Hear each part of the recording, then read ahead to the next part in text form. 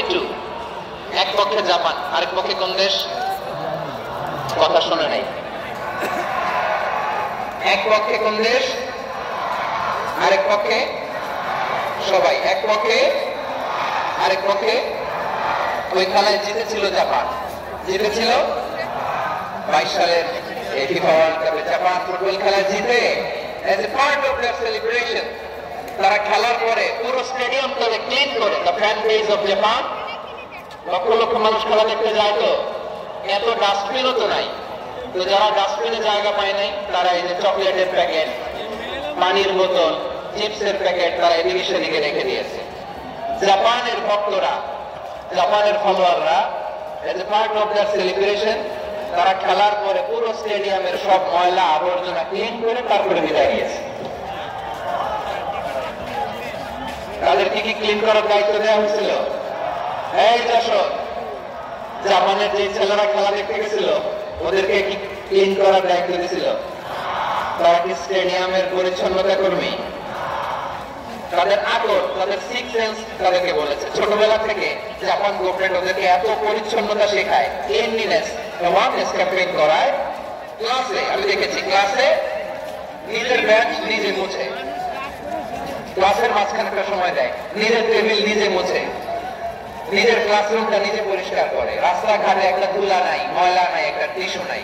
খেলার পরে গোটা বিশ্বকে তাক লাগিয়ে দিয়েছে। জাপানের ফ্যানরা সবার রেখে যাওয়া গার্বেজ, টিস্যু, বোতল পরিষ্কার করে তারপরে স্টেডিয়াম থেকে বিদায় নিয়েছে। আমরা কেন এমন হতে পারলাম না?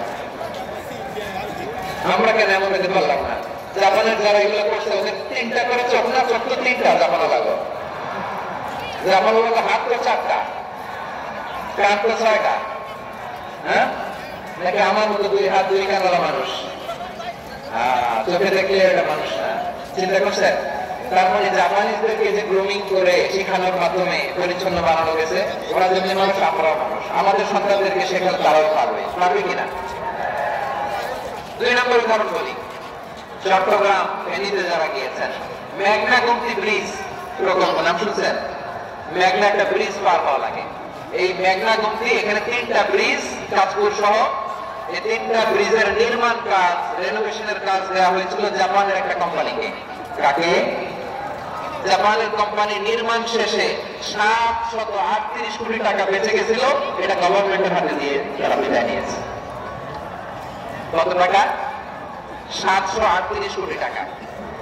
যত প্রাক্কলিত ব্যয় নির্ধারণ করা হয়েছে সব টাকা সরকার, তৎকালীন সরকার, 2019-এর সরকার, কারা ছিল তো জানেন? এই 2019-এর সরকার তাদেরকে দিয়েছে। তারা রেনোভেশন নির্মাণ শেষে 738 কোটি টাকা অতিরিক্ত বেঁচে গেছে, এটা আবার গভর্নমেন্টের হাতে বুঝাই দিয়ে তারা বিদায় নিচ্ছে। আমরা কেন এমন হতে পারলাম না?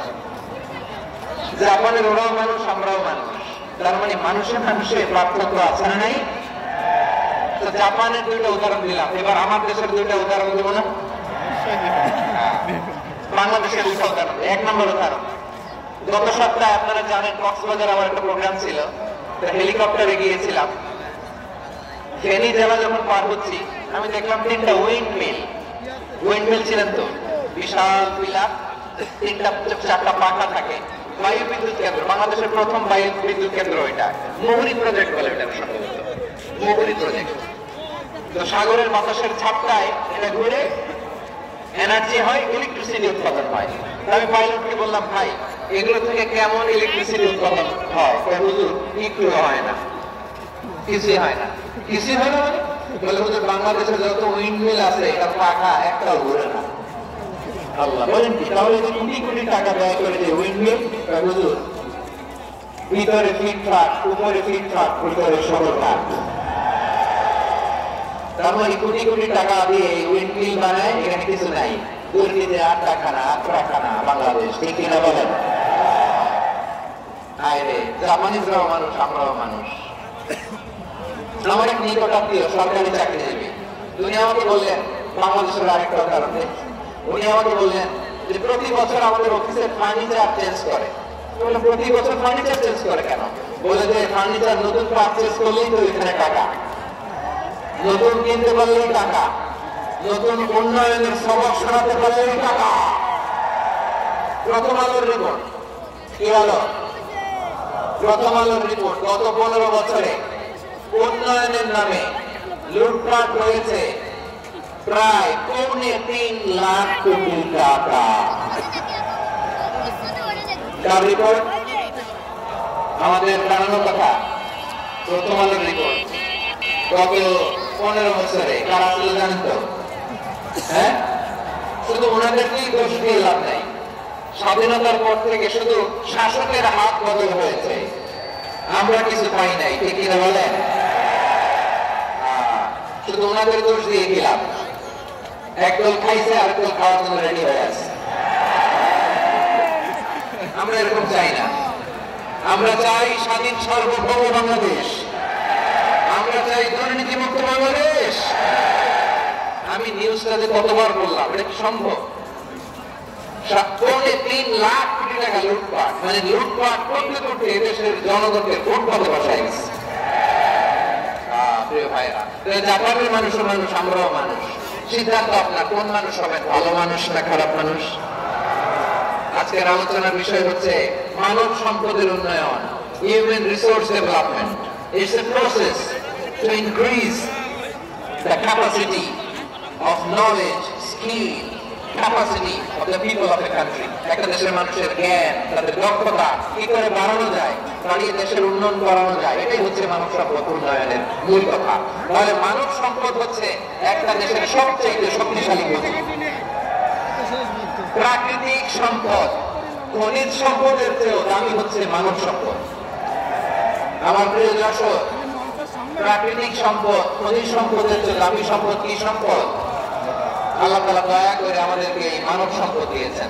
আসুন আমাদের এই মানুষগুলোকে আমরা সোনার মানুষ বানাই। রাজি আছেন তো সবাই? রাজি আছে? মানুষ পারেন এমন কোনো কিছু নাই, চাইলে সব পারে। এজন্য মানুষকে তারবিয়া দিতে হবে, যথাযথভাবে তাদেরকে করতে হবে। আসুন আমরা সিরাতের আয়নায় বিশ্বনবীর জীবনী থেকে দেখি তিনি কিভাবে হিউম্যান রিসোর্সকে ম্যানেজ করতেন। যদি আপনাদের সময় হয়, যে একটা উদাহরণ দিয়ে আজকে আমি আমার আলোচনা বিদায় নিব। হবে সময় হবে কয়েক মিনিট? শান্ত থাকবেন তো? শান্ত থাকবা? হ্যাঁ, ঠিক আছে। এই থাকার মধ্যে ঢুকছে, এবার মজা বুঝতেছে তো? হ্যাঁ, মানা করছিলাম না? ঠিক আছে, টের পাও। হ্যাঁ, ঠিক আছে। যে আওয়াজ করবে আমি ওকে দেখতেছি, কে কে আওয়াজ করে দেখতেছি। শেষ কথা, শেষের দিকে চলে আসছি। বিষ্ণু ইসলাম কিভাবে হিউম্যান রিসোর্সকে ম্যানেজ করতেন, মজার কথা আছে কয়েকটা, বলে বিদায়। বিশ্বনবী কিভাবে এই মানব সম্পদকে ম্যানেজ করতেন? বিশ্বনবী he was a very good talent hunter, চৌকস ট্যালেন্ট হান্টার ছিল। তার মধ্যে কি ট্যালেন্ট আছে দেখে বুঝে ফেলতেন। সুবহানাল্লাহ বলবেন না? কি নবী আমরা পেয়েছি? He was a very good talent hunter. আমার নবী তিনি চৌকস ট্যালেন্ট হান্টার ছিলেন। তার মধ্যে কি প্রতিভা বের করতেন, ওই প্রতিভাকে ইসলামের কল্যাণে কাজে লাগাতেন। সুবহানাল্লাহ বলেন। যাকে যেই জায়গায় সেট করলে ভালো হবে তাকে ওই জায়গায় সেট করতেন। কয়েকজন সাহাবীর জীবনী শোনাই। আবু মাহজুরা রাদিয়াল্লাহু তাআলা, মক্কার মুয়াজ্জিন, আগে ছিল মুশরিক, পরে হয়েছে মুমিন। উনি কিভাবে মুমিন হইলেন এই ঘটনাটা একটু আপনাদের শোনাতে চাই। তা আপনাদের তো সময় নেই হাতে, সময় আছে? এই জেনজি শেষ করে দিল আজকে প্রোগ্রামটা। 1 ঘন্টা ধাক্কা ধাক্কি করে কেমন দাঁড়ায় আছে আমি বুঝলাম না।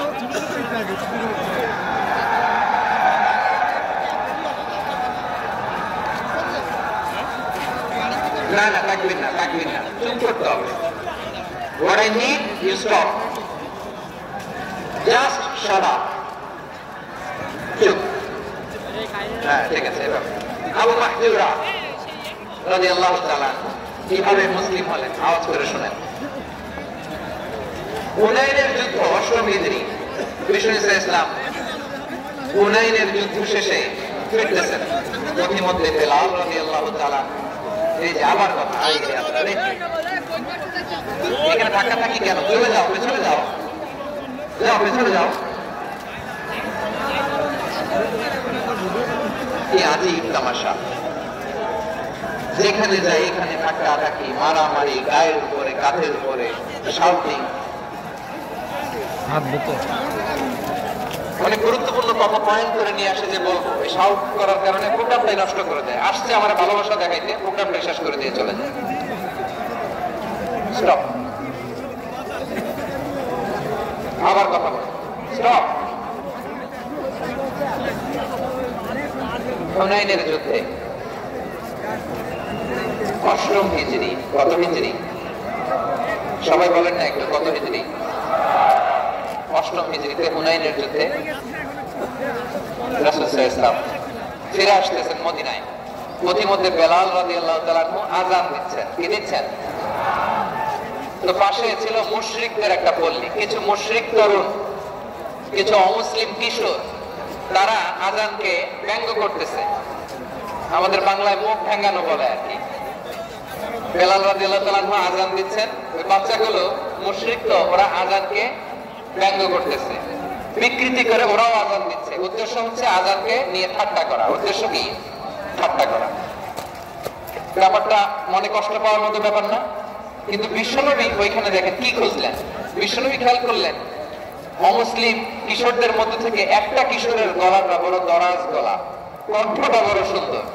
খেয়াল করে দেখলেন যে কিশোর, কিছু কিশোর বেলালের আযানকে ব্যঙ্গ করে, বিকৃতি করে, কিন্তু একজনের কণ্ঠ দেখতে পাচ্ছেন না এত দূরে, কিন্তু কণ্ঠটা বড় সুন্দর, দরাজ গলা। বিশ্বনবী সাহাবীদেরকে বললেন, ধরো এগুলারে, ধরো। সবগুলারে ধরে বিশ্বনবী সামনে আনা হলো। ওরা হাঁটু বেড়ে বসলো। বিশ্বনবী বললেন, তোমাদের মধ্যে কে যেন ব্যঙ্গ করে আযান দিচ্ছিল, তার গলাটা বড় উঁচু, গলার বেসটা বড় মজবুত, মেলোডিয়াস, সমুদ্র কণ্ঠ। কে? আবু মাহজুরা বলে, আমার বন্ধুরা সবাই আমার দিকে আঙ্গুল দেখায়, আমি পড়ে গেছি বিপদে। রাসূল সাল্লাল্লাহু আলাইহি ওয়াসাল্লাম বাকি অমুসলিম তরুণদেরকে ছেড়ে দিলেন, বললেন তোমরা যাও। এবার আবু মাহজুরারে পাইছে। আবু মাহজুরার চুলের মধ্যে হাত দিলেন বিশ্বনবী, মাথায় হাত দিয়ে বললেন, এবার আযান দাও দেখি। আবু মাহজুরা বলে, আমি তো আযান দিতে জানি না, কারণ আমি তো বেলাল একটা শুইনা দিছি, আমার তো মুখস্থ নাই, আমি তো আযান দিতে জানি না। বিশ্বনবী বললেন, জানো না? তাহলে আসো আমি তোমারে শিখাই দিই। সুবহানাল্লাহ। আবু মাহজুরা হাঁটু গেড়ে বসে, বিশ্বনবীর মোবারক হাত আবু মাহজুরার চুলের মধ্যে। বিশ্বনবী আযানের মুআল্লিম। আবু মাহজুরাকে বলতেছে, ঠিক আছে তোমারে শিখাই দিচ্ছি, আমি যা যা বলবো আমার সাথে সাথে বলো, পারবা?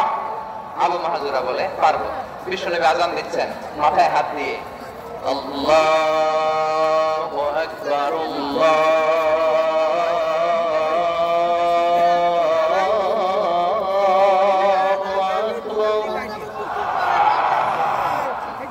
আবু মাহজুরা এই বাক্যটা বললেন। বিশ্বনবী দ্বিতীয় বাক্য পড়তে আরম্ভ করলেন, আল্লাহু আকবার,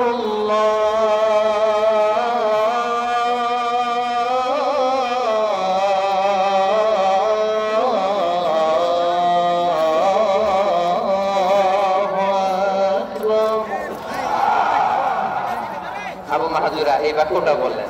বিশ্বনবী আবু মাহজুরার মাথার মধ্যে হাত দিয়ে তৃতীয় বাক্য বললেন, আশহাদু আল্লা ইলাহা ইল্লাল্লাহ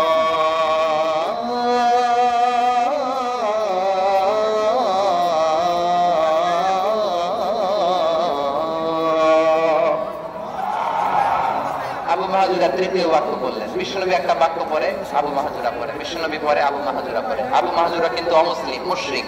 আবু মাহজুরা বলে, এক একটা বাক্য পড়ি আমার কলিজাটা গলে ঠান্ডা হয়ে যায়। এতদিন মুহাম্মদকে গালি দিতাম, এখন মুহাম্মদ আমার মাথায় যখন হাত রাখছে আমার সারা শরীর ঠান্ডা হয়ে গেছে। বিশ্বনবী আযান শিখাচ্ছেন, একটা একটা বাক্য পড়ে আবু মাহজুরাও পড়ে, বিশ্বনবী পড়ে, আবু মাহজুরাও পড়ে। পুরো বাক্যগুলো যখন শেষ, আযান শেষ, আবু মাহজুরাও যখন পুরো আযান করলেন, আবু মাহজুরা বললেন, এতদিন মুহাম্মদের চেহারা দেখলে আমার ঘৃণা লাগতো, আজ থেকে মুহাম্মদের চেহারার চেয়ে প্রিয় চেহারা আমার কাছে নাই।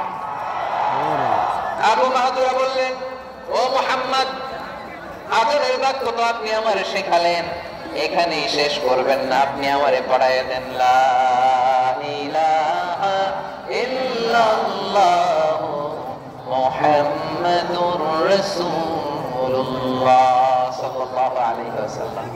বিশ্বনবীর সাথে দাঁড়িয়ে উনি শাহাদা পড়ে মুসলমান হয়ে গেলেন। এবার আবু মাহজুরা বলে, ইয়া রাসূলুল্লাহ, ইয়া হাবিবাল্লাহ, আমি মুমিন হয়েছি, মুসলমান হয়েছি, আপনার আপনার কাছ থেকে আযান শিখার সৌভাগ্য আমি লাভ করেছিল নবী। আমার কণ্ঠের বড় তারিফ করেছেন আপনি, আমার আযানকে আপনি পছন্দ করেছেন। একটা জিনিস আপনার কাছে চাই, আপনি আমাকে মক্কার মসজিদুল হারামের মুয়াজ্জিন হিসেবে অ্যাপয়েন্ট করে দেন। বিষ্ণু ইসলাম বললেন, যাও আল মাহজুরা, আমি তোমাকে পৃথিবীর শ্রেষ্ঠতম মসজিদ মক্কার মসজিদুল হারামের মুয়াজ্জিন হিসেবে অ্যাপয়েন্ট করে দিলাম। দেখছেন কিভাবে ট্যালেন্ট হান্টিং করতে হয়, কিভাবে হিউম্যান রিসোর্স মানব সম্পদকে ব্যবহার করতে হয়। আসছিল আযানকে ভেঙাইতে, আসছিল কেন? আযানকে ব্যঙ্গ করার জন্য, বিকৃত করার জন্য। আযানকে বিকৃত করতে যে ইসলামের সবচেয়ে শ্রেষ্ঠ মসজিদের মুয়াজ্জিন হয়ে গেল। বলেন সুবহানাল্লাহ। হযরত আবু মাহজুরা রাদিয়াল্লাহু তাআলা আনহু ওনার এই সুললিত কণ্ঠ ব্যবহার করে মসজিদুল হারামে এত সুন্দর করে আল্লাহু আকবার বলে আযান দিতেন। মানুষগুলোর, মুসল্লিগুলোর, মক্কাবাসীর হৃদয়কে তিনি বিগলিত করে দিতেন। মানুষের হৃদয়কে ঠান্ডা হয়ে যেত। শুধু এখানেই শেষ না আমার যশোরের ভাইয়েরা। বিশ্বনবী যখন সাইয়েদনা আবু মাহজুরা রাদিয়াল্লাহু তাআলা আনহুকে আযান শেখাচ্ছিলেন, বলেন তো বিশ্বনবীর হাতটা কোথায় ছিল? আবু মাহজুরার মাথার সামনে, এই চুলের উপরে ছিল। আবু মাহজুরা ওই স্মৃতিটাকে ধারণ করবার জন্য, ওই স্মৃতিকে বহন করার জন্য বিশ্বনবীর মোবারক হাত আবু মাহজুরার কপালের চুলের যে জায়গায় লেগেছে, মৃত্যুর আগের দিন পর্যন্ত আবু মাহজুরা মাথার ওই চুলে কোনোদিন ছুরি আর কামার লাগায় না, সেখানে কেচি লাগায় নাই, চুলের মধ্যে খুর লাগায় নাই। আবু মাহজুরা ডান দিকের চুল কাটতো, বাম দিকের চুল কাটতো, পেছনের চুল কাটতো, সামনের চুল কাটতো না। আবু মাহজুরা রাদিয়াল্লাহু তাআলা আনহুর সামনের চুলগুলো বড় হতে হতে যখন এত বড় হয়ে যায়, তিনি চুলগুলো পেঁচিয়ে মাথার মধ্যে রাখতেন। তারপরে তিনি পাগড়ি পরতেন। সবাই জিজ্ঞেস করতো, আবু মাহজুরা এটা আবার কেমন স্টাইল? দেখতে তোমার কি বিদঘুটে লাগে? কেমন অড লাগে? কেমন খারাপ দেখা যায়? মক্কায় এমন কোন মানুষ তো দেখি নাই, ডানে চুল কাটে, পায়ে চুল কাটে, পেছনে চুল কাটে, সামনে কাটে না। ওরে আবু মাহজুরা কেমন দেখা যায় তোমারে? তুমি সামনের চুল কাটো না কেন? আবু মাহজুরা বলে, আমি হাঁটু গেড়ে পেয়ারা নবীর সামনে বসেছিলাম, আমার এই মাথার চুলের মধ্যে মোবারক হাত লাগিয়ে বিশ্বনবী নিজে আমাকে আযানের প্রতিটা বাক্য শিক্ষা দিয়েছেন। বিশ্বনবীর মোবারক হাত, পবিত্র হাত আমার মাথার চুলের যে জায়গায় লেগেছে, আমি চাই ওই চুলগুলা নিয়ে আমি আমার কবরের ভিতরে যাব। সাইয়েদনা আবু মাহজুরা রাদিয়াল্লাহু তাআলা আনহু ইন্তেকালের আগে পর্যন্ত মাথার সামনের চুলগুলা কাটে নাই, মাথার সামনের চুল তিনি কাটেন নাই। সুবহানাল্লাহ বিহামদি। কেমন ভালোবাসতেন বিশ্বনবী সাহাবীদেরকে, সাহাবারা কেমন ভালোবাসতেন বিশ্বনবীকে। সামনের চুলগুলো বড় হতে হতে এত বড় ছিল, পেঁচিয়ে রেখে পাগড়ি করতেন, কাটতেন না। নবীর হাত লেগেছিল। সুবহানাল্লাহ পড়েন। তাহলে what is the lesson? Moral of the story কি? মোরাল অফ দ্য স্টোরি হচ্ছে, আসছিল আযানকে ব্যঙ্গ করার জন্য, বিকৃত করার জন্য, হয়ে গেল মসজিদুল হারামের মুয়াজ্জিন। দেখেন বিশ্বনবী একটা খারাপ সিচুয়েশনের মধ্যে থেকে কি ভালো জিনিস বের করে আনলেন। আমি যে শুরুতে বলেছি কিভাবে তিনি হিউম্যান রিসোর্সকে ডেভেলপ করেছেন, ম্যানেজ করেছেন। তিনি যে চৌকস ট্যালেন্ট হান্টার ছিল, দেখেন সবার মধ্যে থেকে এর বাছাই করে মুয়াজ্জিন বানাইছেন। সুবহানাল্লাহ পড়েন। তার মানে এই না সবাই ধরে ধরে উনি মুয়াজ্জিন বানাইছেন। যার যেই ট্যালেন্ট আছে তাকে ওই কাজে অ্যাসাইন করেছেন। যার যেই প্রতিভা আছে তার প্রতিভাকে ইসলামের কাজে লাগিয়েছেন। সুবহানাল্লাহ পড়েন। যায়েদ বিন সাবিত রাদিয়াল্লাহু তাআলা নাম শুনেছেন? যশোর কথা বেরোয় না। যদি জায়গায় সালমান খানের নাম শুনছেন, সবাই হাত তুলবে, জি হুজুর শুনছি, মানে সব দেখা শেষ। সালমান খান, আমির খান, অমুক খান, সব খান মুখস্থ, কিন্তু যায়েদ বিন সাবিতের নাম মুখস্থ নাই মুসলমানদের। যে সাহাবী মাথার সামনের চুল কাটে নাই, মসজিদুল হারামের মুয়াজ্জিন বানাইছেন বিশ্বনবী, সাহাবীর নাম কি? খায়া ফেলাইছে, স্লোগানের সাথে খায়া ফেলাইছে। আবু মাহজুরা, কি নাম? আবু মাহজুরা আল জুমাহি রাদিয়াল্লাহু তাআলা। এই নামটা আজকে নিয়ে যাইতে হবে যশোর। আবু মাহজুরা রাদিয়াল্লাহু তাআলা। দুই নম্বরে বলছিলাম যায়েদ বিন সাবিত রাদিয়াল্লাহু তাআলা আনহু। বিশ্বনবী দেখলেন মদিনার এই আনসারী সাহাবী হাইলি ট্যালেন্টেড, ইন্টেলেকচুয়াল, মেরিটোরিয়াস, জ্ঞানের প্রতি তার আকর্ষণ, মারাত্মক আকর্ষণ। বিশ্বনবী তাকে দায়িত্ব দিলেন, কোরআন যা নাজিল হয় তুমি লিখো, কাতিবুল ওহী বানায় দিলেন। সুবহানাল্লাহ। যায়েদ বিন সাবিতের আবার আযান শিখার নাই, কারণ তার মধ্যে বিশ্বনবী প্রতিভা দেখেছেন, একাডেমিক প্রতিভা। বিশ্বনবীর একাডেমিক প্রজেক্ট গুলো তিনি হ্যান্ডেল করতেন। যায়েদ বিন সাবিত ছিল বিশ্বনবীর ব্যক্তিগত সচিব। কি ছিল? ব্যক্তিগত সচিব। বুঝেন নাই? বিশ্বনবীর ব্যক্তিগত সচিব এবং দোভাষী। ইহুদিরা কিছু লিখে দিলে এটার অর্থ বিশ্বনবীরে বুঝায় দিতেন, আবার ইহুদিদের কাছে কিছু লিখতে হলে তিনি লিখে দিতেন। বিশ্বনবী একদিন বললেন, ইন্নী ওয়াল্লাহি মা আমানু ইয়াহুদা আলা কিতাব। ইহুদিরা যে চিঠি পাঠায় অর্থ তো বুঝি না, আরেক ইহুদি আইনে অর্থ করা লাগে। আবার ইহুদিদের কাছে কিছু লিখে পাঠাইতে চাইলে আমরা তো লিখতে পারি না, ইহুদিরা দিয়ে লেখা লাগে। ওরা যে পড়িরা শোনায় লিখে দেয়, আমি ওদের বিশ্বাস করি না। আমার নিজের একজন লোক দরকার। বিশ্বনবী যায়েদ বিন সাবিতকে চুজ করলেন ল্যাঙ্গুয়েজের জন্য। উনি বললেন, যায়েদ তোমার সফট স্কিলকে ডেভেলপ করতে হবে, তুমি হিব্রু ল্যাঙ্গুয়েজ শিখে ফেলো। যায়েদ বিন সাবিত বলল, বিশ্বনবীর মোটিভেশন আর ইন্সপিরেশন পেয়ে আমি 15 দিনে ইহুদিদের এই হিব্রু ল্যাঙ্গুয়েজ শিখে ফেললাম। শুধু শিখে ফেললাম না, হাত্তা হাদিতু, even I became master in the language. এই ভাষা আমি পারদর্শী হয়ে গেলাম। এরপর ইহুদিরা চিঠি লিখে পাঠালে আর কোন ইহুদি ডাকা লাগতো না, আমি নবীর এটার অর্থ শুনে পরে বুঝাই দিতাম। আবার ইহুদিদের কাছে চিঠি লেখা লাগলে আমি যায়েদ বিন সাবিত চিঠি লিখে দিতাম। সুবহানাল্লাহ। দেখেন, এত সাহাবীর মধ্য থেকে বিশ্বনবীর একাডেমিক প্রজেক্ট, ব্যক্তিগত সচিব, দোভাষী হিসেবে তিনি যায়েদ বিন সাবিতের মতো তরুণকে নির্বাচিত করেছেন। কেমন ট্যালেন্ট হান্টার ছিল আমার নবী। সুবহানাল্লাহ পড়বেন না? বিশ্বনবীর ইন্তেকালের পরে সাইয়েদনা আবু বকর রাদিয়াল্লাহু তাআলা যখন খলিফা হয়ে আসলেন, কোরআনকে সংকলনের দায়িত্ব দেয়া লাগবে, কোন সাহাবীকে দিবেন? সব সাহাবারা মিলে পরামর্শ করলেন। সাইয়েদনা আবু বকর, ওমর সবাই মিলে এই বিশাল কোরআন সংকলনের গুরু দায়িত্ব বিশ্বনবীর ব্যক্তিগত সচিব, বিশ্বনবীর দোভাষী, বিশ্বনবীর সিলেক্ট করাইলো যায়েদ ইবনে সাবিত রাদিয়াল্লাহু তাআলা আনহুকে দিয়েছে। কোরআনের কবিতা আজকে এখানে রাখে নাই। এই যে আজকের যে কোরআন পড়েন, এটা আগে এরকম ছিল না। কোরআন নাজিল হলে সাহাবারা চামড়া, ওটের চামড়ায় লিখে ফেলতো, ওটের চ্যাপ্টা হাড্ডির মধ্যে লিখে ফেলতো, গাছের গুড়ির মধ্যে লিখে ফেলতো, বিভিন্ন জনের কাছে ছড়ানো ছিটানো ছিল। আবু বকর রাদিয়াল্লাহু তাআলা আনহু একসাথে করলেন, পরবর্তীতে ওসমান রাদিয়াল্লাহু তাআলা আনহু একসাথে করলেন। 114 সূরার এখন এই মুসহাফ, এই কম্পাইলেশন, এই কপি আমরা পেয়েছি, যার হিউজ কন্ট্রিবিউশন ছিল। এই পুরো কোরআন কম্পাইলেশনের প্রজেক্ট ম্যানেজার ছিল যায়েদ বিন সাবিত রাদিয়াল্লাহু তাআলা। কোরআন কম্পাইলেশনের প্রজেক্ট ম্যানেজার। দেখেন, ওনারে মাথায় হাত দিয়ে আযান শেখায় নাই। সুবহানাল্লাহ বলবেন না? তাহলে প্রথম সাহাবী আবু মাহজুরাকে মুয়াজ্জিন বানাইলেন, যায়েদ বিন সাবিতকে ব্যক্তিগত সচিব আর দোভাষী বানালেন, মুসআব ইবনে উমাইর রাদিয়াল্লাহু তাআলা আনহুকে ইসলামের প্রথম অ্যাম্বাসেডর বানালেন। তাহলে তৃতীয় নম্বর একজন সাহাবীর নাম বলছি, মুসআব ইবনে উমাইর। মুসআব কি নাম? নামটা কেমন লাগে? এই কয়েকজনের ভাল লাগে, বাকিদের ভাল লাগে না? ভাল লাগে? এই এই আর কয়েকটা মিনিট দেওয়া যাবে না আমাকে আল্লাহর রাস্তায়? হ্যাঁ, ঠিক আছে। আমি তোমাদেরকে ভালোবাসা দেখাবো, দোয়া করবো, যদি চুপ থাকো, একেবারে চুপ, কষ্ট সহ্য করো, বাকিরা যা সওয়াব পাবে তোমরা ডবল পাবা, কিন্তু কষ্ট বেশি, কিন্তু চুপ। 3 নম্বর সাহাবীর নাম মুসআব। এই ধাক্কাধাক্কি কেন? ধাক্কাধাক্কি কেন রে ভাই?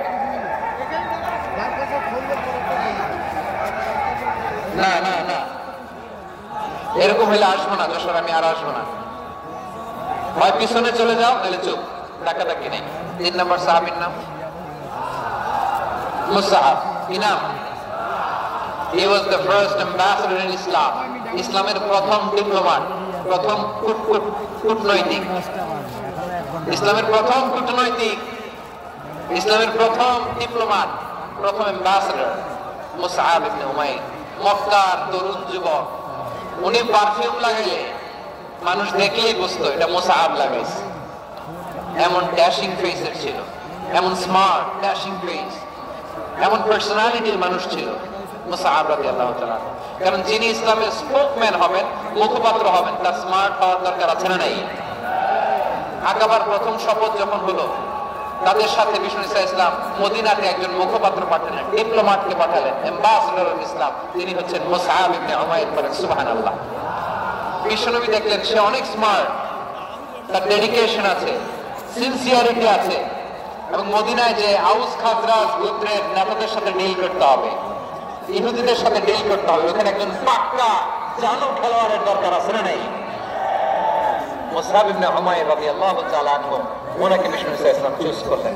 এবং বিষ্ণু ইসলামের এই চুজিংটা, এই সিলেকশনটা এত সুন্দর ছিল, তিনি মদিনাতে যে বিশ্বনবী আসার আগেই মদিনার জমিনকে তিনি উর্বর করে ফেলছেন।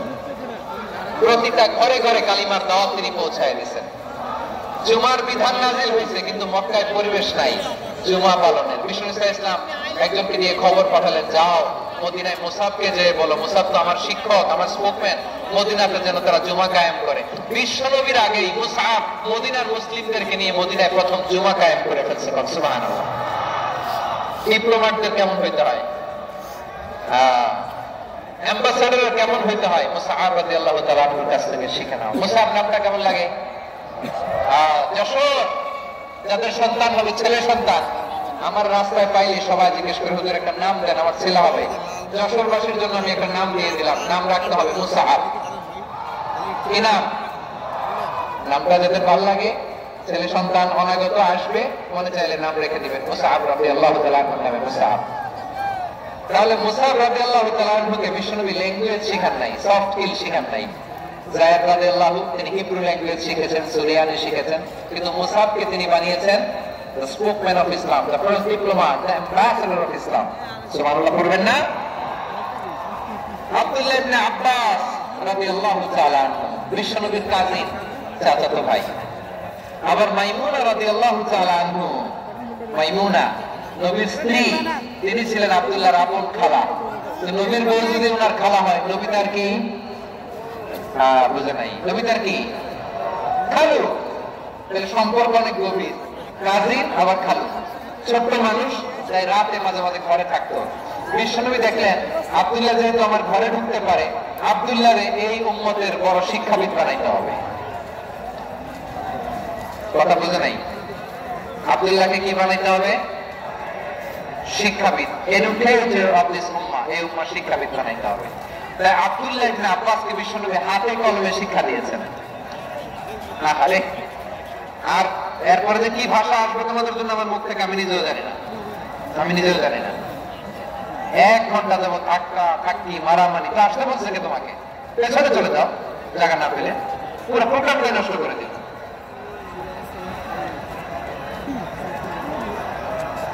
জি, আমার দিকে তাকান, আমি শেষ করে দিচ্ছি। হবে না, ইন্টেলেকচুয়াল আলোচনা এখানে হবে না, আমি বুঝতে পারছি, আমি শেষ করে দিচ্ছি। আব্দুল্লাহ ইবনে আব্বাস রাদিয়াল্লাহু তাআলা আনহু, মনোযোগ দিয়ে কয়েকটা মিনিট শুনুন, আমি এখনই শেষ করে দিচ্ছি। এরপর আওয়াজ করবে, এই যে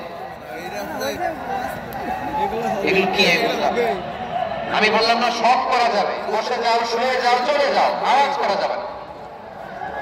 অন্যকে বসো এটা বলার দরকার নাই, জাস্ট এদিকে তাকাও। আল্লাহ। আব্দুল্লাহ ইবনে আব্বাস রাদিয়াল্লাহু তাআলা, ওনাকে বিশ্বনবী হাতে কলমে শিক্ষা দিয়েছেন, যেহেতু উম্মতের শিক্ষাবিদ হবে, এডুকেটেড হবে। তো বিশ্বনবী রাতে যখন তাহাজ্জুদ করতেন, ছোট্ট আব্দুল্লাহ ঘরে থাকতো, বুঝতে পেরেছেন? ছোট্ট মানুষ তো ঘরে থাকতো। তো বিশ্বনবী তাহাজ্জুদের জন্য একবার দাঁড়িয়েছেন, ছোট্ট আব্দুল্লাহ ওযু করে দাঁড়াইছে। আচ্ছা বলেন তো, ইমাম আর মুসল্লি মোট যদি 2 জন হয়, একজন ইমাম একজন মুসল্লি, তো মুসল্লি ইমামের কোন দিকে দাঁড়াবে? ডানে দাঁড়াবে। ছোট্ট আব্দুল্লাহ বুঝে নাই, বিশ্বনবী তাহাজ্জুদ শুরু করেছেন, উনি একটা করছেন আর দাঁড়াইছেন পায়ে। কোথায় দাঁড়িয়েছেন? আব্দুল্লাহ বলেন, যখন আমি পায়ে দাঁড়ালাম, আখাযা রাসূলুল্লাহ সাল্লাল্লাহু আলাইহি ওয়াসাল্লাম উযুনি আল-ইয়ুমনা ইয়াফতিলুহা, বিশ্বনবী নামাজরত অবস্থায় আমার কান ধরে টেনে আমার কান দিকে দাঁড় করায় দিলেন। সুবহানাল্লাহ। দেখেন, হাতে কলমে শিক্ষা। আর জীবনে ভুলাবে? কথা বলেন, আর ভুলাবে? আর ভুল হবে না। এইভাবে বিশ্বনবীর অনেক সঙ্গ পেয়েছেন, সফর করেছেন, একই বাহনে বসেছেন, এক বাহনে বসে লম্বা নসিহত করেছেন, বলেছেন ইয়া গোলাম ইহফাদিল্লাহ ইয়াহফাযকা ইহফাদিল্লাহ তাজিদহু তুজাহাক ইযা সাআলতা ফাসআলিল্লাহ ওয়া ইযা ইসতাআনতা ফাসতাঈন বিল্লাহ। আল্লাহর বিধান মানো, আল্লাহর বিধান রক্ষা করো, আল্লাহ তোমায় রক্ষা করবে। আব্দুল্লাহ চাইতে হলে আল্লাহর কাছে চাও, সাহায্য চাইতে হলে আল্লাহর কাছে সাহায্য চাও। মনে রাখো, গোটা বিশ্বের সবাই যদি তোমার সাহায্য করতে চায় ততটুকুই করতে পারবে যতটুকু আল্লাহ তোমার নসিবে লিখেছে। গোটা বিশ্ব যদি তোমার বিরুদ্ধে ষড়যন্ত্রে দাঁড়িয়ে যায় ক্ষতি ততটুকু করতে পারবে যতটুকু তোমার জন্য বরাদ্দ আছে, এর বাইরে কিছু করতে পারবে না। আওয়াজ করে বলা ঠিক না? এভাবে হাতে কলমে শিখেছে, বিশ্বনবী সঙ্গ পেয়েছেন। ওনাকে বিশ্বনবী সাল্লাল্লাহু আলাইহি ওয়াসাল্লাম শিক্ষাবিদ, এডুকেটেড অফ দিস উম্মাহ হিসেবে সিলেক্ট করেছেন, হাতে কলমে শিখিয়েছেন। বিশ্বনবী একবার প্রকৃতির ডাকে সাড়া দিয়ে এসেছেন। এখন কি করতে হবে? নামাজের জন্য ওযু করতে হবে।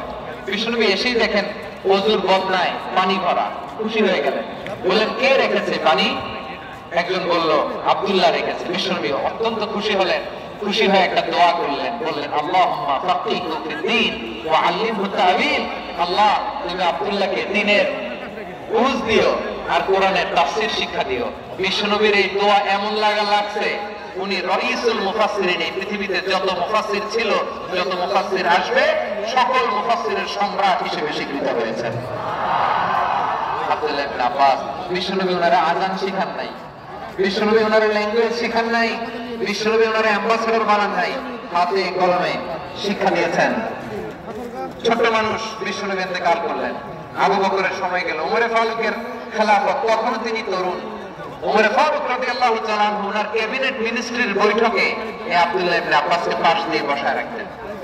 বয়স্ক সাহাবারা এটা পছন্দ করতো না, তারা বলতো ঘটনা এই আব্দুল্লাহর মতো ছেলে নাতি আমাদের আছে, এরা কেন রাখে ওমর ফারুক?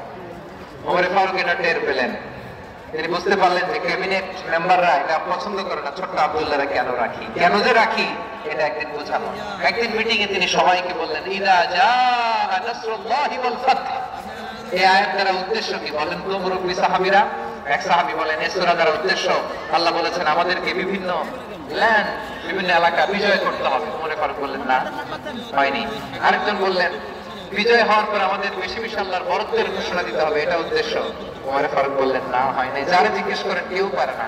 সব শেষে বিশ্বনবী ছোট্ট আব্দুল্লাহরে বলেন আব্দুল্লাহ ইযা জাআ নাসরুল্লাহি ওয়াল ফাতহ, এর দ্বারা উদ্দেশ্য কি বলো তো? ছোট্ট আব্দুল্লাহ বলেন হুয়া আজালু রাসূলিল্লাহ। এই আয়াত দ্বারা বিশ্বনবীর বিদায়কে উদ্দেশ্য নেওয়া হয়েছে। ওমর ফারুক বললেন হ্যাঁ হুয়া, এটাই তো সঠিক উত্তর, এটাই সঠিক তাফসীরে আয়াতের।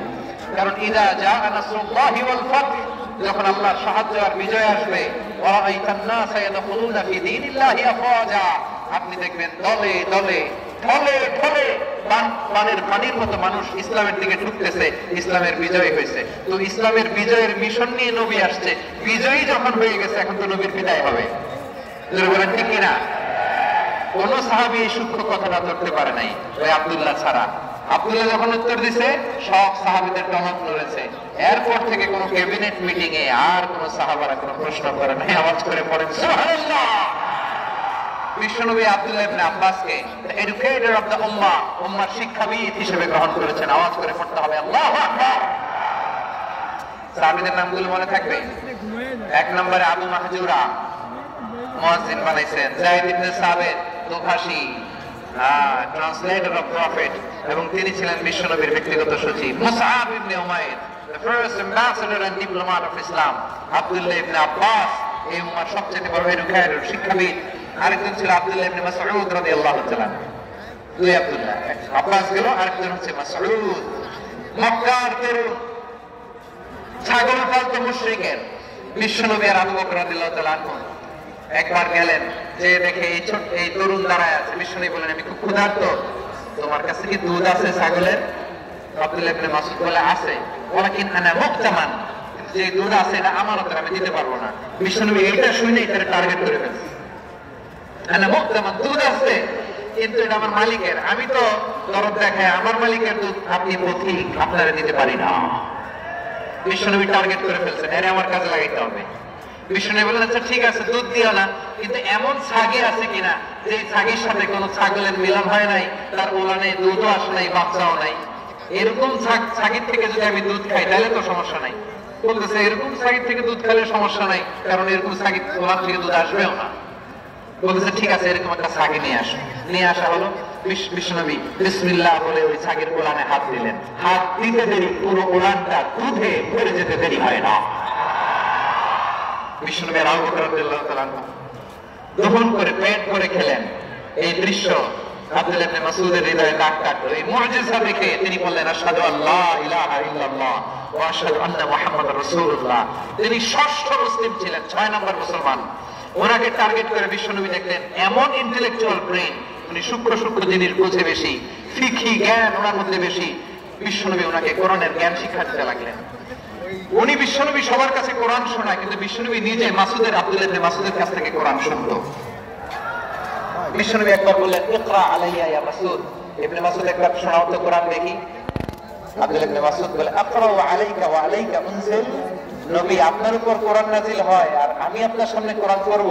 বিশ্বনবী বললেন ইন্নী উহিব্বু আন আসমাআহু মিন গায়রি। আমি নিজে পড়তে যেমনি ভালোবাসি, অন্য পড়ুক আমি শুনবো, এটাও আমি ভালোবাসি। সূরা নিসা তিনি তেলাওয়াত করে শুনিয়েছেন। এমন সূক্ষ্ম সূক্ষ্ম বিষয় বিশ্বনবী ওনাকে ধরিয়ে দিয়েছেন। উনি হয়ে গিয়েছেন আব্দুল্লাহ ইবনে আব্বাস হয়েছেন রাইসুল মুফাসসিরিন, ওই হয়ে গিয়েছেন ফকিহুল উম্মাহ। ওনার চাইতে বড় ফকি এই পৃথিবী আর দেখবে না। চিল্লায়ে বলেন সুবহানাল্লাহ। উনি বলতেন ওয়াল্লাহি ওয়াল্লাহি ইল্লাযী লা ইলাহা গায়রু মা উনজিলাত সূরাতুন মা উনজিলাত সূরাতুন ইল্লা ওয়া আনা আ'লামু আইনা উনজিলাত ওয়া ফীমা উনজিলাত।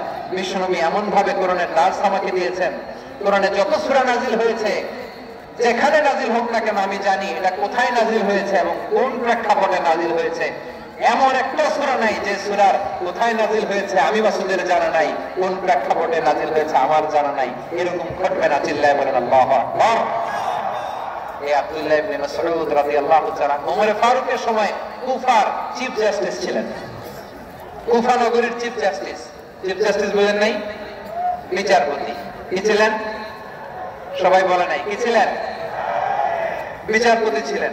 এবং ওনার যে ফিকহি জ্ঞানের ধারা, এটাই আলকামা, ইব্রাহিম আন-নাখাঈ, হাম্মাদ ইবনে সুলাইমান হয়ে ইমাম আবু হানিফা পর্যন্ত পৌঁছেছে। এবং ওনার ফিকহি জ্ঞানের ধারাই হানাফি মাযহাবে অ্যাকসেপ্ট হয়েছে। আজও এগুলো হানাফি মাযহাবে চর্চিত হয়। হানাফি মাযহাবের সব ফিক আব্দুল্লাহ ইবনে মাসউদের ফিকহি জ্ঞানের ধারা থেকে নেওয়া হয়েছে। চিল্লায়ে পড়েন সুবহানাল্লাহ। তাহলে ওনাকে বিশ্বনবী বানিয়েছেন জুরিস্ট, আইনবিদ, ফকিহ। ওনারে আযান শিখান নাই। হিউম্যান রিসোর্স ডেভেলপমেন্ট কিভাবে করবেন, মানব সম্পদের উন্নয়ন কিভাবে করতে হয়, কিভাবে যার যেখানে প্রতিভা কাজে লাগাতে হয় উনি দেখিয়েছেন। সুবহানাল্লাহ বলবেন না? খালিদ বিন ওয়ালিদ নাম শুনছেন? কে কে শোনেন নাই হাত তোলেন। কে ছিলেন? বীর যোদ্ধা ছিলেন খালিদ বিন ওয়ালিদ। কিন্তু তিনি ইসলাম ধর্ম গ্রহণ করেছেন অনেক দেরিতে, 8ম হিজরিতে। তার মানে 8ম হিজরির আগে উনি মুশরিকদের পক্ষে লড়াই করেছেন। ওনার হাতে কত মুসলিম সাহাবী যে নিহত হয়েছে হিসাব নাই। বিষ্ণুবী টার্গেট করে রাখছে, তুমি আমাদের মুসলিমদের এত ক্ষতি করলা, তুমি যখন মুসলমান হবা তোমার কি আমি এমন কাজ করাবো যে এটা আর কেউ করতে পারবে না। সুবহানাল্লাহ নাই? যশোর ক্লান্ত হয়ে গেছে।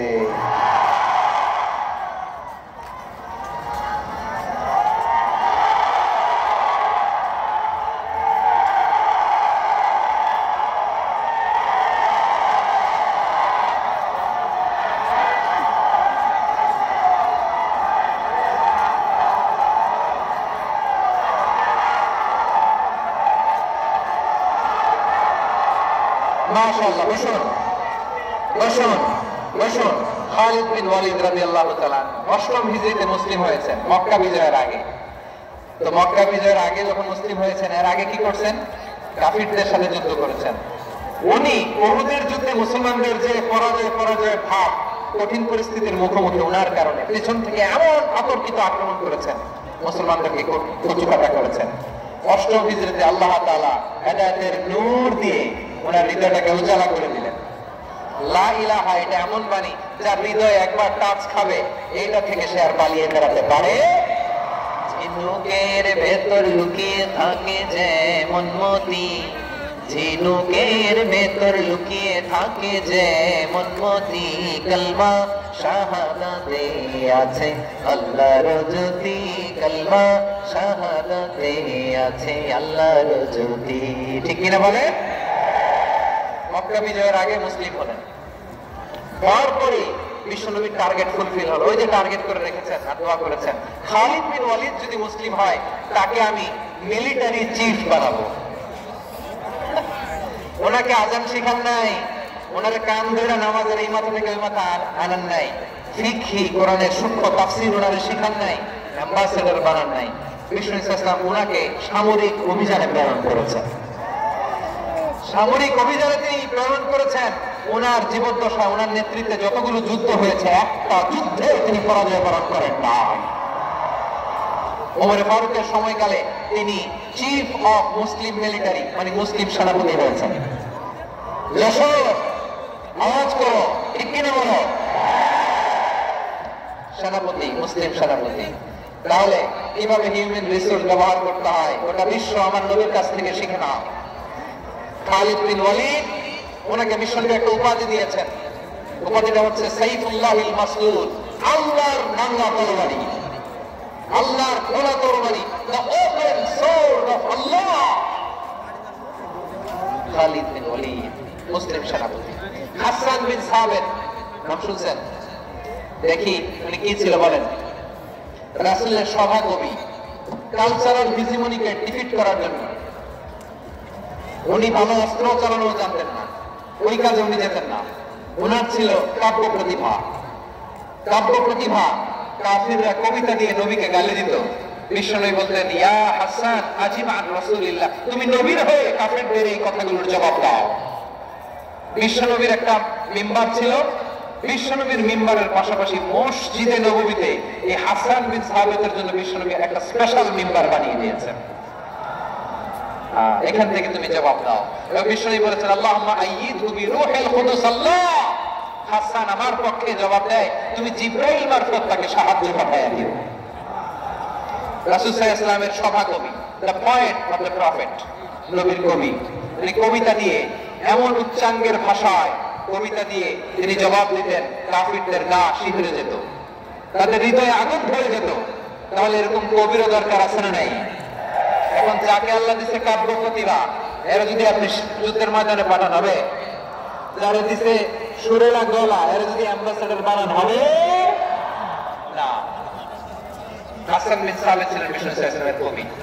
হুযায়ফা ইবনুল ইয়ামান বিশ্বনবীর গোয়েন্দা বিভাগের প্রধান। কিসের প্রধান?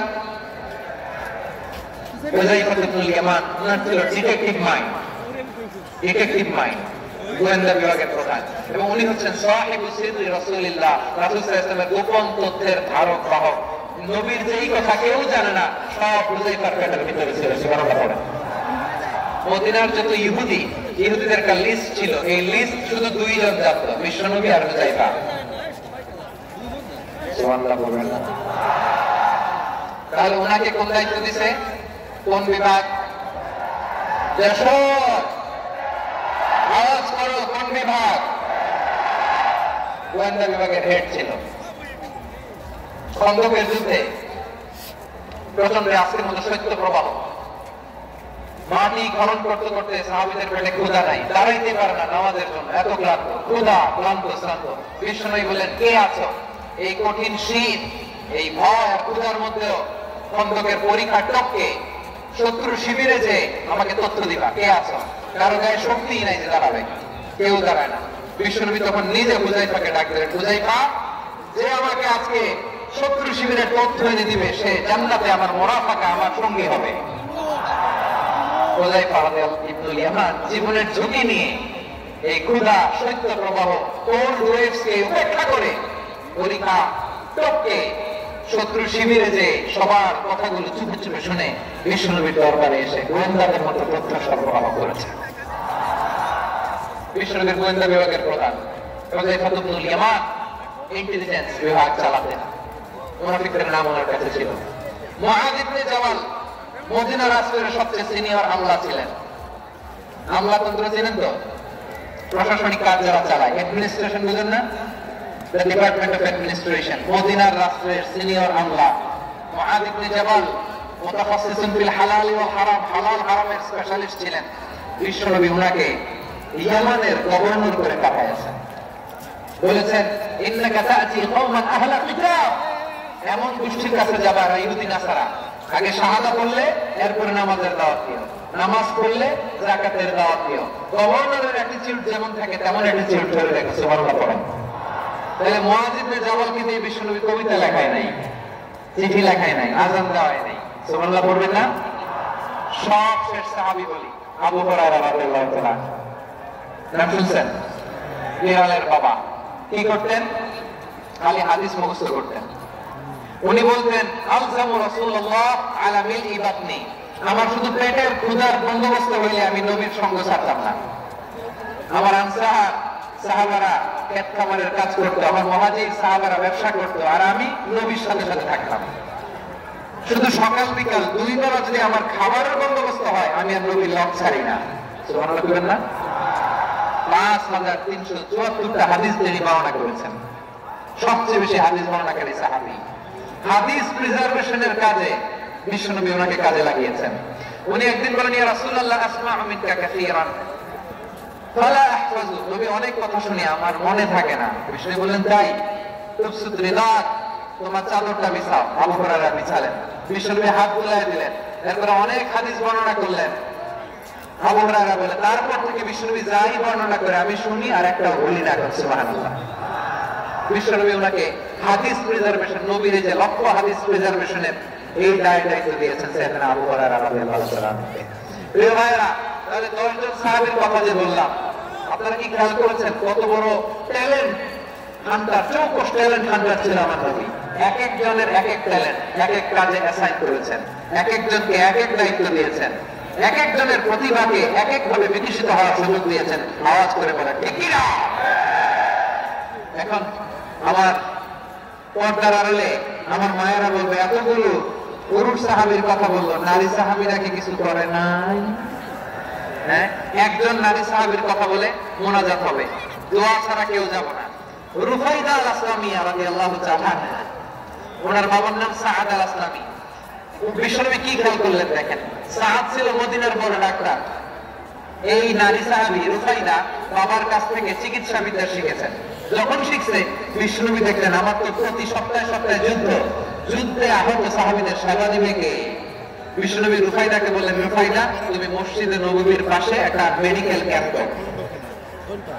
এই যে সাকিনা মেডিকেলের আমার ছাত্রী বন্ধুরা শুনে রাখো, তোমাদের আইকন হচ্ছে রুফাইদা আল আসলামিয়া।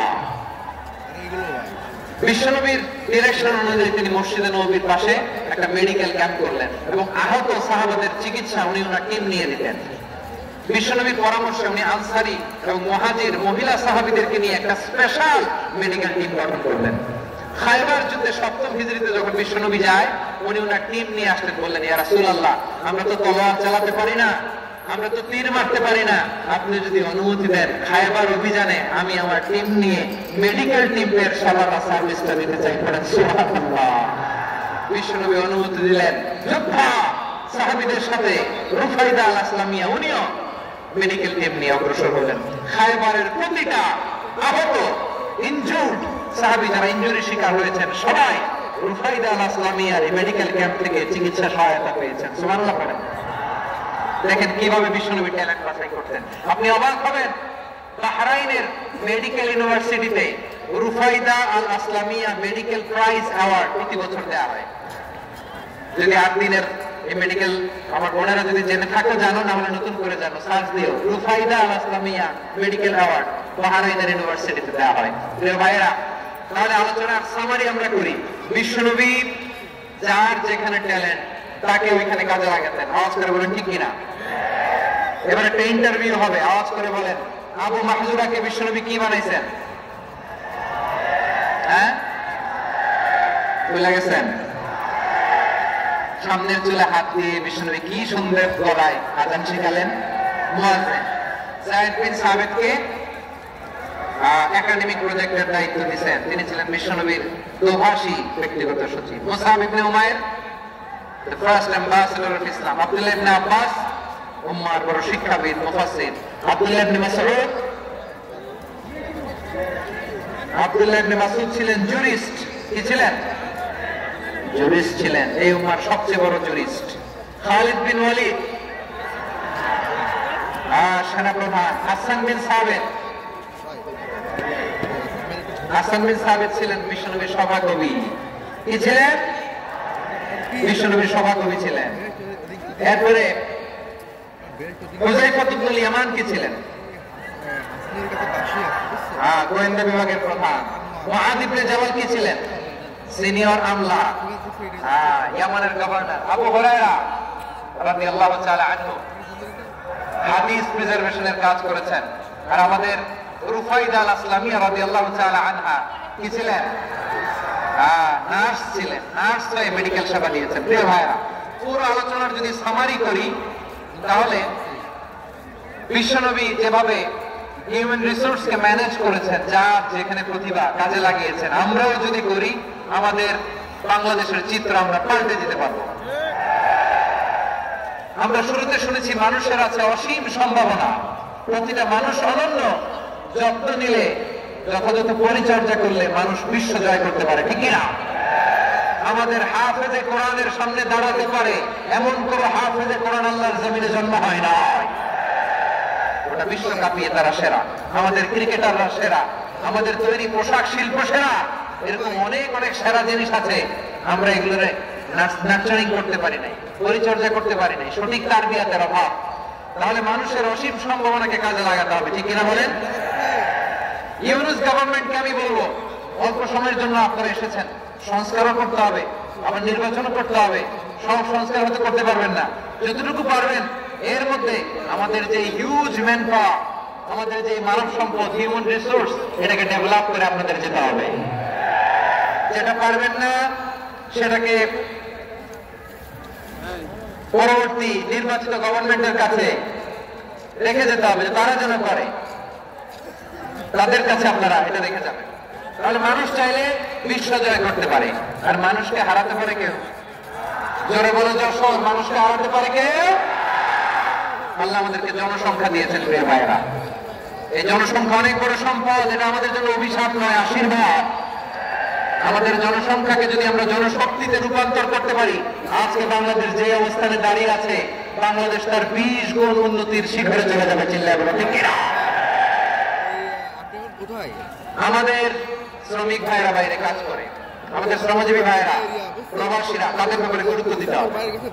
আমাদের শ্রমের দাম সবচেয়ে কম, সবচেয়ে কম। তারা অ্যাম্বাসিতে গুরুত্ব পায় না, এয়ারপোর্টে গুরুত্ব পায় না। এই সরকার অবশ্য তাদেরকে অনেক গুরুত্ব দিচ্ছে।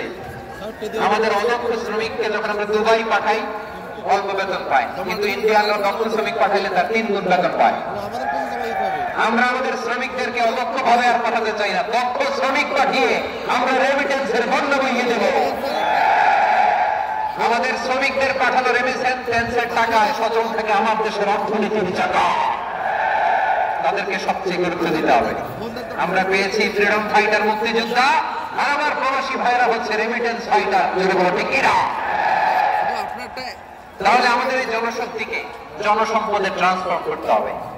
ঠিক কিনা বলেন? সরকার জনগণকে এভাবে পলিশ করতে হবে। মা বাবারা ছেলে মেয়েদের মধ্যে কার কোন যোগ্যতা, তাকে ওইভাবে কাজে লাগাতে হবে। সবার এ প্লাস পাওয়ার কোনো দরকার নেই। আমাদের দেশে একটা টেন্ডেন্সি আছে, পরীক্ষায় এ প্লাস না পাইলে তুই কি করলি, পাশের বাড়ির ছেলে এ প্লাস পাইছে, যা ওর পা ধোয়া পানি খা। কি খা? আমি ভাবছি যে পা ধোয়া, এ প্লাস পাওয়া ছেলেদের পা ধোয়া পানির একটা পানির ব্র্যান্ড বানাইতে হবে। এরকম লেখা থাকবে, এ প্লাস পাওয়া ছেলেদের পা ধোয়া পানি। খাওয়া নাই, এগুলোর খাওয়া নাই। ওরে আল্লাহ এ প্লাস পাওয়ার জন্য বানাইছে, আর আপনার ছেলেকে এই এ প্লাস গুলোরে নিয়ন্ত্রণ করার জন্য আল্লাহ বানাইছে। ওকে দিয়ে আল্লাহ কি করবে আপনি জানেনই না। একটা এ প্লাস, একটা এ গ্রেড একটা মানুষের জীবনকে ঠিক করে দিতে পারে না। আপনার ছেলেকে আল্লাহ অন্যদিকে যোগ্যতা দিয়েছে। ওদের মনোবল ভাঙবেন না, খবরদার, খবরদার। ছেলে মেয়েদের মনোবল ভাঙবেন না। যাকে দিয়ে যেটা হবে তাকে দিয়ে সেটা করতে হবে, তার প্রতিভাকে সেভাবে কাজে লাগাতে হবে। তাহলে বাংলাদেশ আমাদের জনসংখ্যা জনসম্পদে রূপান্তরিত হবে।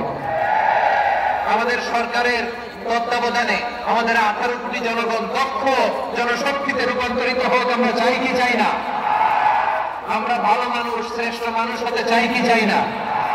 ওই জাপানিজদের মতো সব, ওই ইউরোপিয়ানদের মতো কালচার আমাদেরকে আল্লাহ তাআলা কোরআন সুন্নাহ অনেক কিছু দিয়েছেন।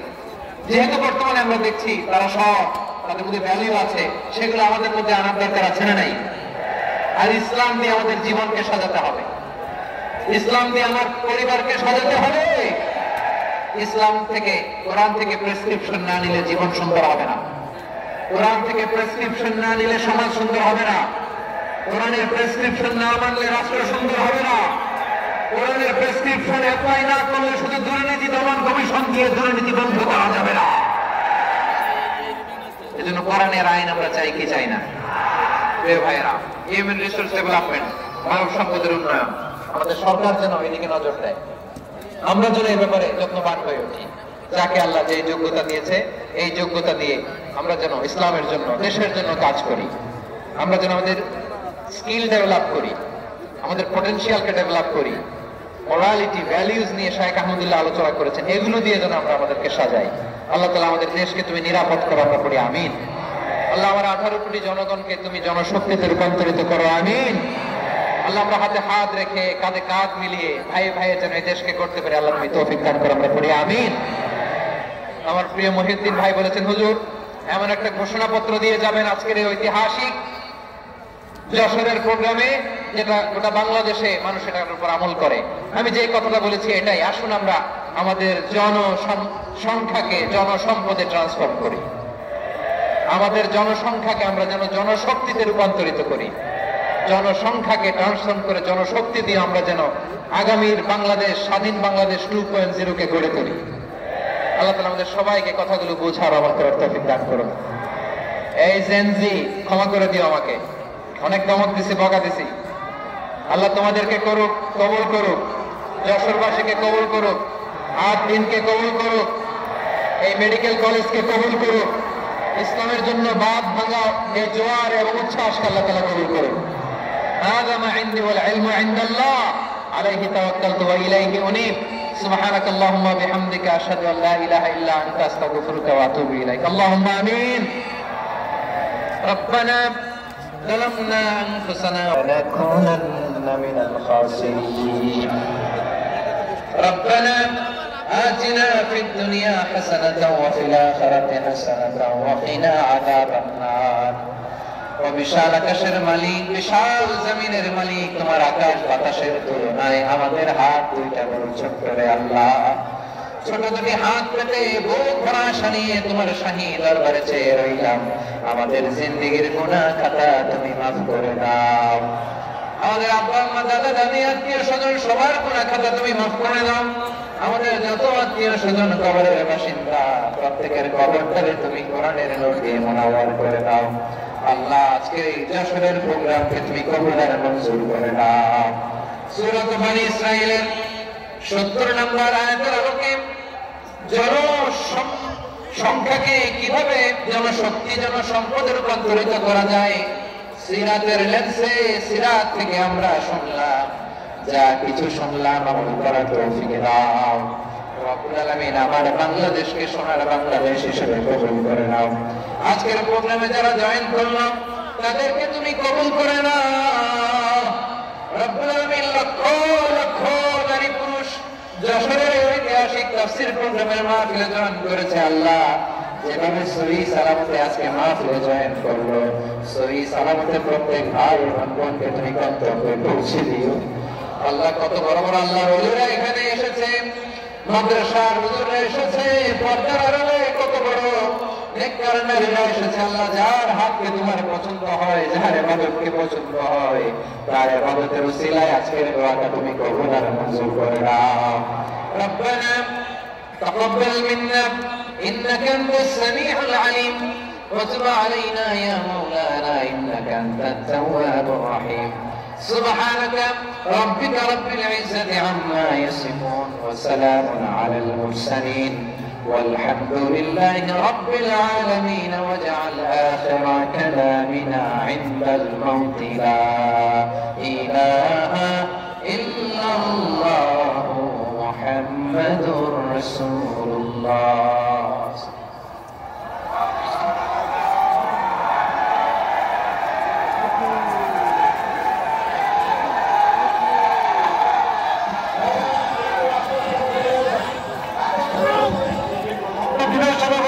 আস্তে আস্তে বের হয়ে যান সবাইকে অনুরোধ করছি বের হয়ে যান আর যাদের বাচ্চারা খুঁজে পাচ্ছেন না বাচ্চাগুলো আমাদের কাছে আছে আমরা খুঁজছি আপনারা পরে যাবেন